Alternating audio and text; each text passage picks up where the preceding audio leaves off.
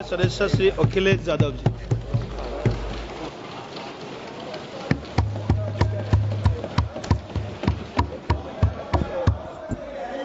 Please please. कोई बात नहीं, कोई बात नहीं। अरे नहीं, आदरणीय सभापति महोदय, मैं आपका बहुत धन्यवाद देना चाहता हूं कि बहुत ही महत्वपूर्ण और देश के लिए और बड़ी आबादी के लिए भारतीय जनता पार्टी की सरकार में एक और बिल आया है। क्योंकि मेरे से पूर्व में जो हमारे साथी बोले हैं वो माननीय सदस्य हमारे साथ नहीं, लेकिन मैं उनके बहुत सारी बातों से सहमत हूं। और अध्यक्ष महोदय, मैं देख रहा हूं जो एक्स कांग्रेस वाले हैं वो ज्यादा बोल रहे हैं।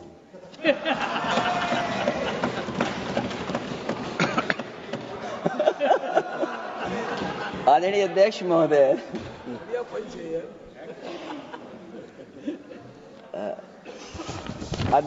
जो आज बिल पेश हुआ है, मैं हिंदी और अंग्रेजी को जो कुछ समझ सकता हूं वो यही मैं कह सकता हूं कि माननीय मंत्री जी ने ये कहा कि ये उम्मीद है।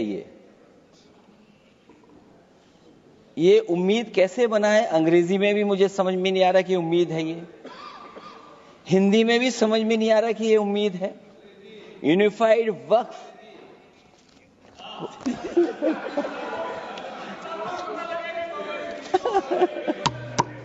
अध्यक्ष महोदय, यूनिफाइड वक्फ मैनेजमेंट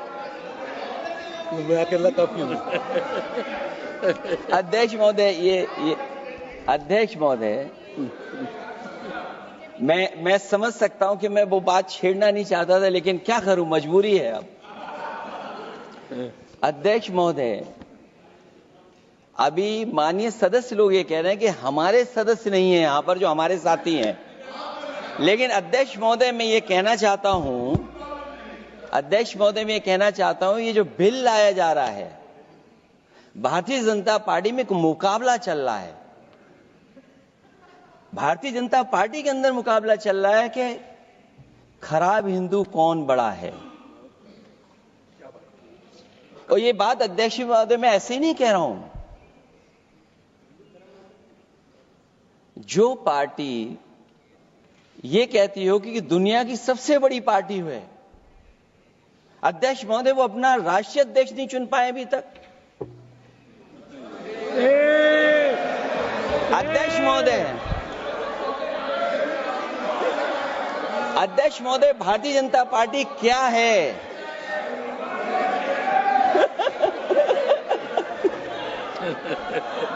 जी, मैं अखिलेश जी ने बहुत हंसते हंसते कहा है, इसको हंसते हंसते जवाब देना। इस सामने जितनी पार्टियां हैं उनका राष्ट्रीय अध्यक्ष उन 5 लोगों को ही चुनना है परिवार के। हमें माननीय अध्यक्ष जी करोड़ों सदस्यों में से 12-13 करोड़ सदस्य प्रक्रिया कर चुनना है तो देर लगती है। आपके यहां जरा भी देर नहीं लगेगी। मैं कह देता हूं अभी 25 साल तक आप अध्यक्ष हो जाओ, नहीं बदल सकता। अध्यक्ष महोदय, क्योंकि जो बात निकल के आई है वो मैं फिर आगे बढ़ा दूं। अध्यक्ष महोदय, जो बात सोशल मीडिया या और जगह गुपचुप हो रही है, कहीं ऐसा तो नहीं था कि अभी कुछ दिन पहले यात्रा जो हुई है वो कहीं 75 वर्ष की एक्सटेंशन वाली यात्रा तो नहीं थी। अध्यक्ष महोदय, ये जो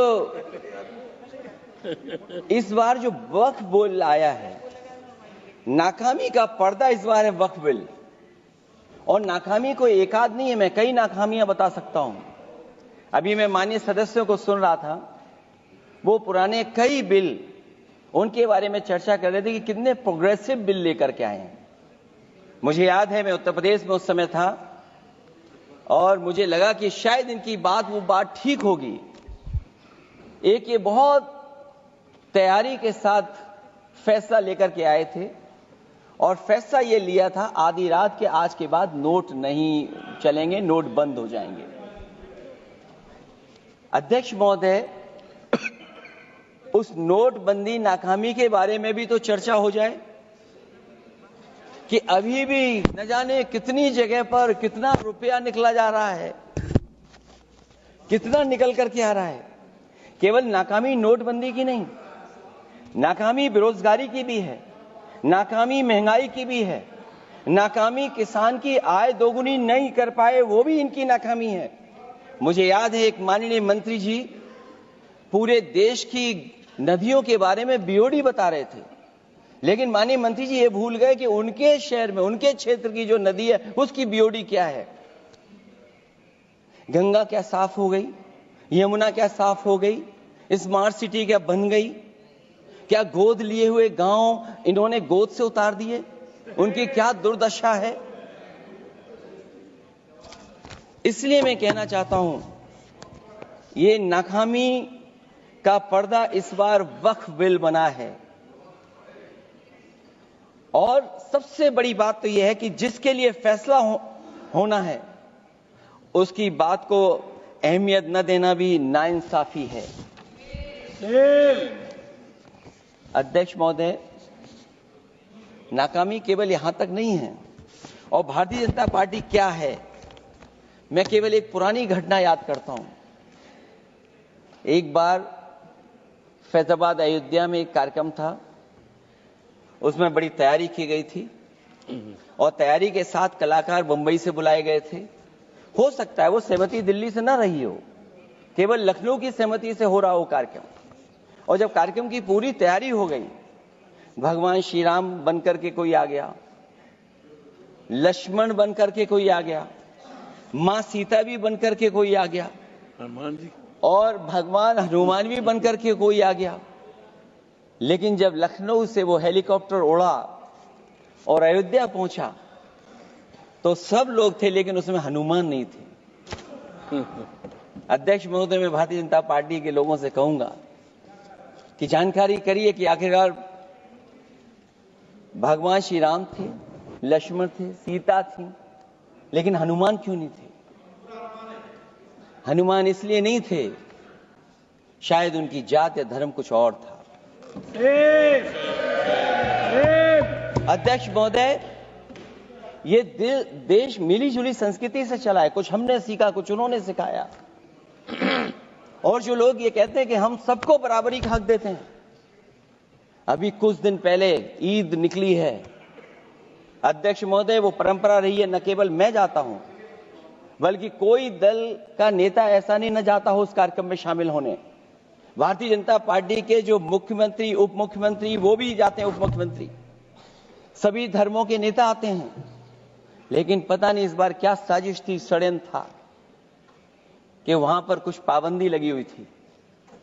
अगर किसी कारण पाबंदी लगी हुई थी तो बात समझ में आती है, लेकिन जब जानकारी हुई है, किसी को नहीं पता था कि पाबंदी क्यों लगी है कि आप नहीं जा सकते वहां पर कार्यक्रम में शामिल होने।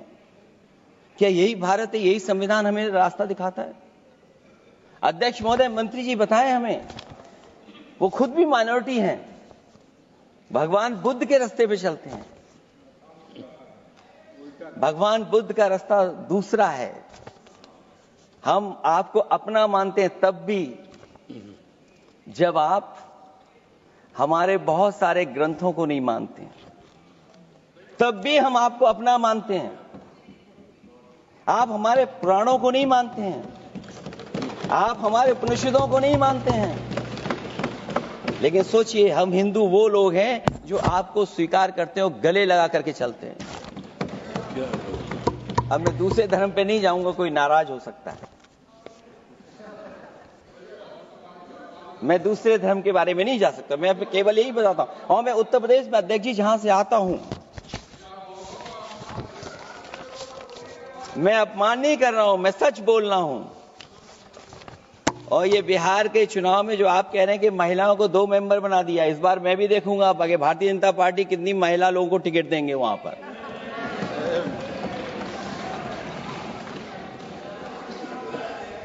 अध्यक्ष महोदय, भाजपा जब भी कोई नया बिल लाती है तो वो अपनी नाकामी छुपाती है। भाजपा वाले मुसलमान भाइयों की वक्फ की जमीन चिन्हित करने की बात कर रहे हैं, जिससे महाकुंभ में जो हिंदू मारे गए हैं या खो गए हैं उनको चिन्हित करने की बात पर पर्दा पड़ जाए। अध्यक्ष महोदय, मुझे खुशी इस बात की कि हमारा धर्म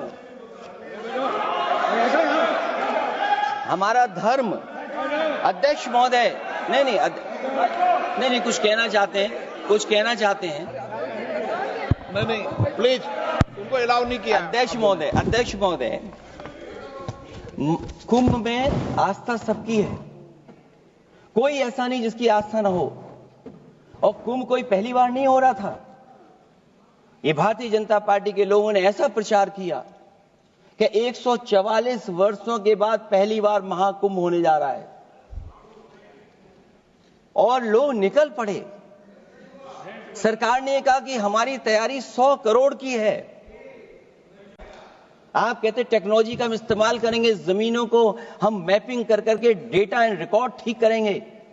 अध्यक्ष महोदय, ये बताएं कि वो 30 लोग कौन थे, उनके नाम क्या थे जिनकी जान चली गई, न केवल जान जाने वालों की, बल्कि अध्यक्ष महोदय ये सरकार बताए कि जो लगभग 1000 हिंदू खो गए हैं, जो अभी तक नहीं मिले, जो अभी तक नहीं खोज पाए हैं, वो 1000 हिंदू की सूची कहां है?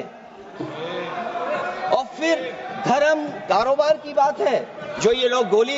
अध्यक्ष महोदय, मैं कार सेवक वाली बात इसलिए नहीं छेड़ना चाहता हूं। अध्यक्ष महोदय, ये शायद माननीय सदस्य जानते नहीं कुछ सच्चाई नहीं जानते। अध्यक्ष महोदय, ये संविधान की वजह से, संविधान को बचाने के लिए, हिंदू एकता को बचाने के लिए कुछ फैसले लिए गए, लेकिन एफआईआर हम लोगों पे नहीं लिखी गई थी।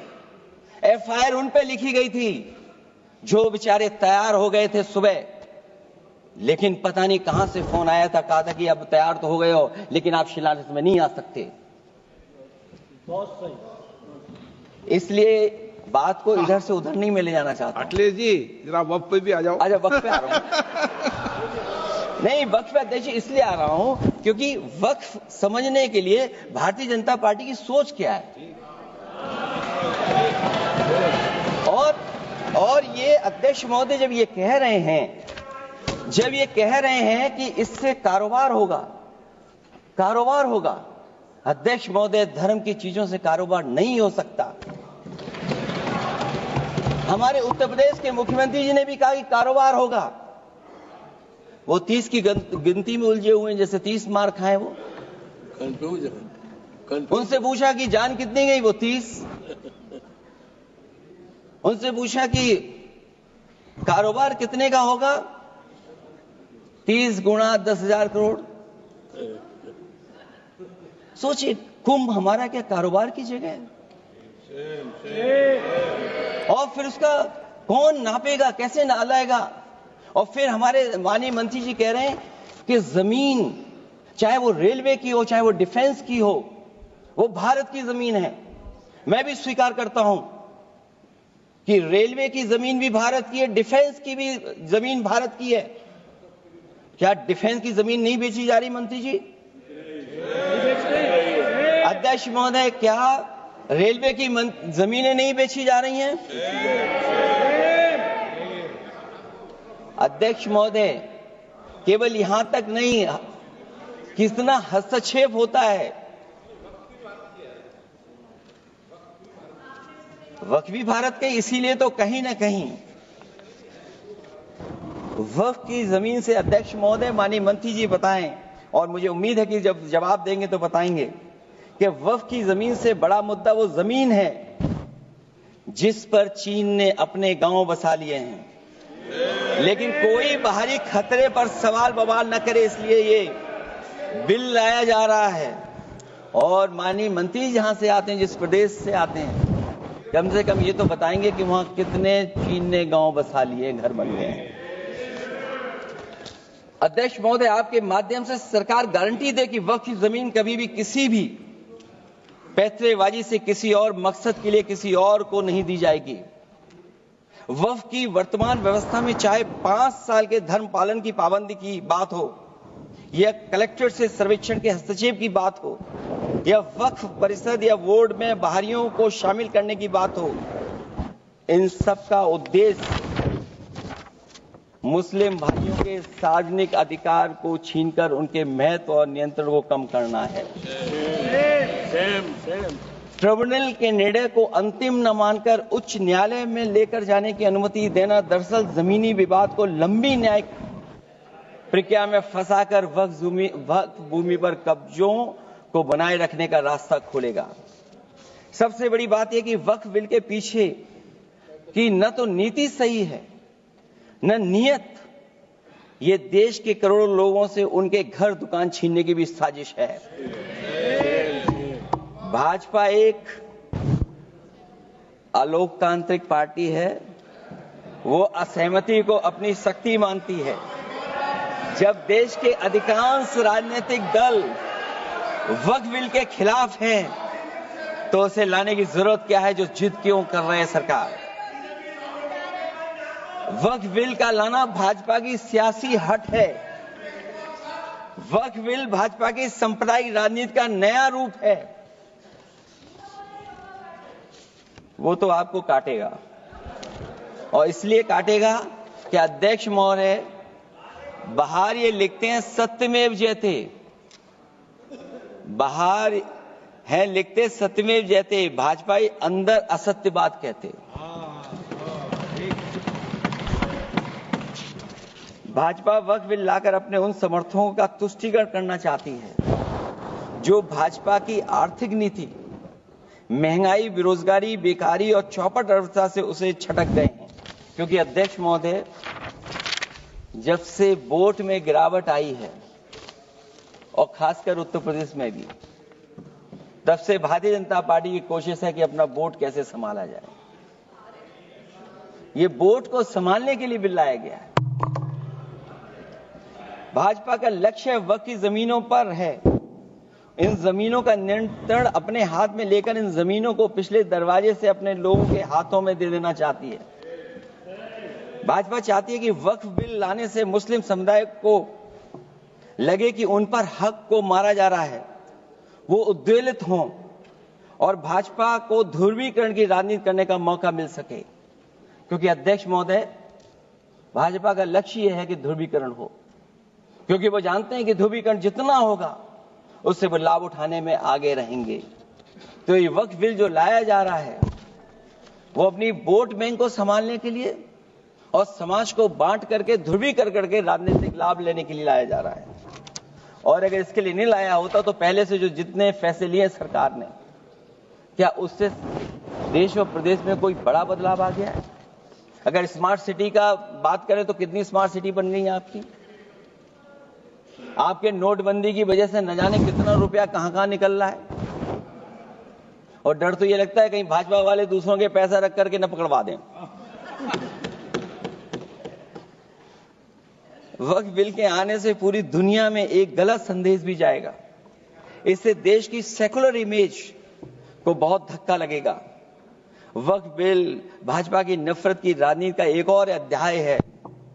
मैं अंत में कहना चाहता हूं कि अभी तो आपने साथी संभाल लिए हैं, एक साथी तो मुझे दिखाई नहीं दे रहा है। और हमारे जिनका हमने सम्मान किया, हमें कहां ले गए आप? और हमें यहां छोड़ गए आप, हमें छोड़ गए। हमें देखिए सभापति महोदय देखिए राजनीति क्या है। हमने आपका हाथ पकड़ा और हम यहां आ गए, और आप हमारा हाथ छुड़ा करके वहां चले गए। इसलिए देखिए कब हमारा इनका हाथ मिल जाए। और मैं अध्यक्ष सभापति महोदय ये कहना चाहता हूं कि वक्फ बिल भाजपा के लिए वाटरलू साबित होगा, क्योंकि ऊपर से तो हाँ हाँ कह रहे हैं, लेकिन अंदर ही अंदर बहुत सारे साथी सहमत नहीं है। मैं अंत में इतना ही कहना चाहता हूं कि ये वक्फ बिल जो लेकर के आए, कोई उम्मीद लेकर के नहीं आ रहा है। ये सोची समझी रणनीति का हिस्सा है, क्योंकि इनका जो बोर्ड बिखर गया है, ये मुस्लिम में भी बंटवारा चाहते हैं। मुस्लिम इस्लाम धर्म में कहीं बंटवारा नजर नहीं आता है, लेकिन इनकी कोशिश है कि इस बिल के माध्यम से हम मुस्लिम भाईचारा में भी बंटवारा करते हैं। बंटवारा तो पीडीए करेगा। अभी देखिएगा सभापति महोदया, हमारे एक सदस्य कह रहे थे कि चुनाव बहुत अच्छा होता है। इनसे बेहतर किसने चुनाव देखा होगा? चलिए, धन्यवाद। वोट ही नहीं डालने दिया। चलिए सभापति महोदया, मैं धन्यवाद देता हूं। मैं और अपने दल और साथियों के साथ कहता हूं कि समाजवादी पार्टी बिल का विरोध करती है। वोट पड़ेगा तो हम इसके खिलाफ वोट डालने जा रहे हैं। माननीय सदस्य श्री